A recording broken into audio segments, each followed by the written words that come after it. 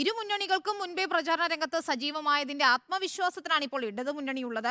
മണ്ഡലം കൺവെൻഷനുകൾ പൂർത്തിയാക്കി അടുത്ത ഘട്ട പ്രചാരണത്തിലേക്ക് കടക്കാൻ തയ്യാറെടുക്കുകയാണ് ഇടതു സ്ഥാനാർത്ഥികൾ. സർക്കാരിന്റെ വികസന പ്രവർത്തനങ്ങൾക്കൊപ്പം കേന്ദ്ര സർക്കാരിനെതിരെ വിമർശനങ്ങളും ഉന്നയിച്ചുകൊണ്ടാണ് ഇടത് ക്യാമ്പിലെ പ്രചാരണം മുന്നേറുന്നത്. ശരത് കെ ശശിയുടെ വിവരങ്ങളുമായി. ശരത്ത്, മാസപ്പടി വിവാദം, സിദ്ധാർത്ഥന്റെ മരണം, TP വധക്കേസിലെ വിധി, അങ്ങനെ പല വിഷയങ്ങൾ ഉണ്ടായിരുന്നു ഇടതുമുന്നണിയെ പ്രതിരോധത്തിലാക്കാൻ. പക്ഷേ CAA വന്നതോടുകൂടി പൗരത്വ നിയമം കൂടുതൽ ചർച്ചയാക്കിക്കൊണ്ട് പ്രതിരോധം തീർക്കുകയാണ് കേന്ദ്ര സർക്കാരിനെതിരെ. അത് ഉയർത്തിക്കൊണ്ട് തന്നെയാണ് ഇപ്പോൾ ഇടതുമുന്നണിയുടെ പ്രചാരണം മുന്നോട്ട് പോകുന്നത്, അങ്ങനെയല്ലേ?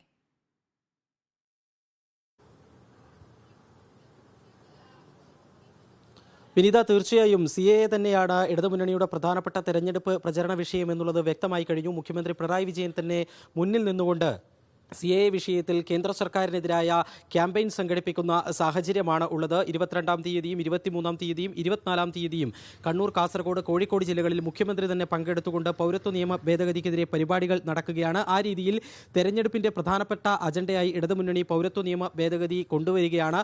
ആ വിഷയത്തിൽ സർക്കാർ എടുത്തിട്ടുള്ള ആ ബില്ല് വന്ന ഘട്ടത്തിൽ തന്നെ സർക്കാർ എടുത്തിട്ടുള്ള വ്യക്തമായ നിലപാട് അതൊരിക്കൽ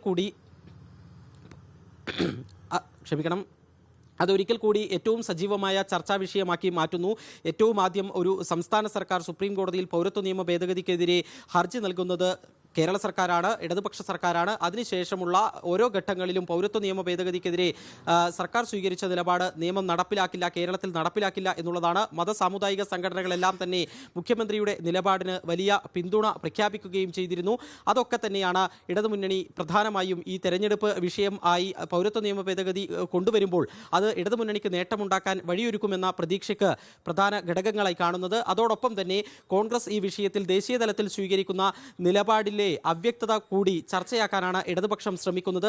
ന്യായ് യാത്ര കോൺഗ്രസിന്റെ പ്രധാനപ്പെട്ട ഒരു തെരഞ്ഞെടുപ്പ് പ്രചരണ ജാഥ കൂടിയാണ്. കോൺഗ്രസിന്റെ ഏറ്റവും പ്രധാനപ്പെട്ട നേതാവായ രാഹുൽ ഗാന്ധി നയിക്കുന്ന ആ ജാഥയിൽ ഇതേവരെയായി രാഹുൽ പൗരത്വ നിയമ ഭേദഗതിക്കെതിരെ കാര്യമായ പ്രതികരണങ്ങൾ നടത്താത്ത സാഹചര്യം.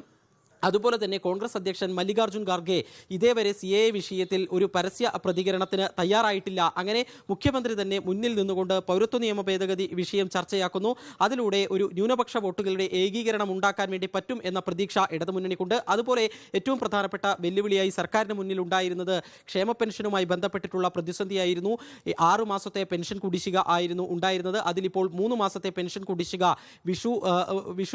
വിഷുക്കാലത്തിന് മുൻപായി തന്നെ ആളുകളുടെ കയ്യിലേക്ക് എത്തും എന്നുള്ള ഉറപ്പ് നൽകിയിരിക്കുന്നു. ആ ഒരു സാഹചര്യത്തിൽ ഏറ്റവും പ്രതികൂലമായി ജനക്ഷേമ പ്രവർത്തനങ്ങളിൽ സർക്കാർ പിന്നാക്കം പോകുന്നു എന്ന പ്രചരണം UDF ഒരു വശത്ത് ശക്തമാക്കുമ്പോൾ അതിനെ ഈ പെൻഷൻ അനുവദിക്കുന്നതിലൂടെ മറികടക്കാൻ സാധിക്കുമെന്ന് സർക്കാർ കണക്കുകൂട്ടുന്നു. അതോടൊപ്പം തന്നെ സർക്കാർ ജീവനക്കാരെ സംബന്ധിച്ചിടത്തോളമുള്ള ലീവ് സറണ്ടറിന്റെ കാര്യത്തിലും DAയുടെ കാര്യത്തിലും ഒക്കെ തന്നെ അനുകൂലമായ നിലപാട് വൈകിയാണെങ്കിലും സർക്കാരിന്റെ ഭാഗത്തു നിന്നും ഉണ്ടാകുന്നു. അതുകൊണ്ട് തന്നെ താഴെത്തട്ടിൽ അങ്ങനെയുള്ള സർക്കാർ വിരുദ്ധമായ ഒരു അടിയൊഴുക്കുകൾ ഉണ്ടാകാനുള്ള സാഹചര്യങ്ങൾ ഒരു പരിധിവരെ പ്രതിരോധിക്കാൻ സാധിച്ചിട്ടുണ്ട് എന്ന ആത്മവിശ്വാസവും ഇടതുമുന്നണിക്ക് സാധിച്ചിട്ടുണ്ട്. പക്ഷേ CAA കൂടുതൽ ചർച്ചയാക്കുകയാണ് ഇപ്പോൾ തെരഞ്ഞെടുപ്പിൽ. മുഖ്യമന്ത്രി തന്നെ ആരോപണങ്ങൾ ഉയർത്തുന്നു. ശരത് കെ ശശിയാണ് വിവരങ്ങൾ നൽകിയത്. വളരെയധികം നന്ദി ശരത്.